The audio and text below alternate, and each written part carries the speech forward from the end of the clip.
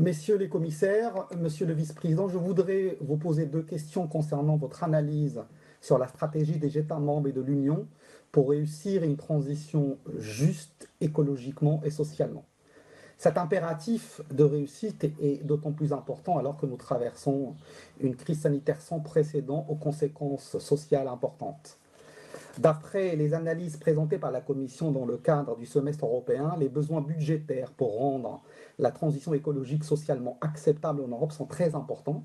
Vos rapports font état notamment de dépendance actuelle de 112 000 travailleurs dans le secteur du charbon en Pologne ou 21 000 en République tchèque.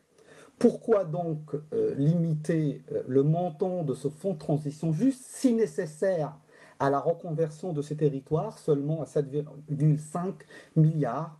Il nous semble que cet impératif d'accompagnement des territoires en difficulté aurait nécessité une somme beaucoup plus importante.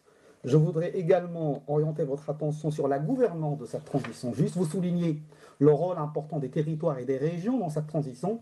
Pourquoi ne pas insister davantage auprès des États membres d'inclure les territoires et les régions dans la gouvernance, l'analyse et la mise en œuvre de cette transition? Enfin, je voudrais vous féliciter pour vos recommandations qui invitent les États membres à faire un meilleur usage possible de ce fonds, mais je regrette que les recommandations, notamment concernant mon pays, la France, se limitent à encourager sur les investissements verts sans insister sur les critères d'aide aux entreprises.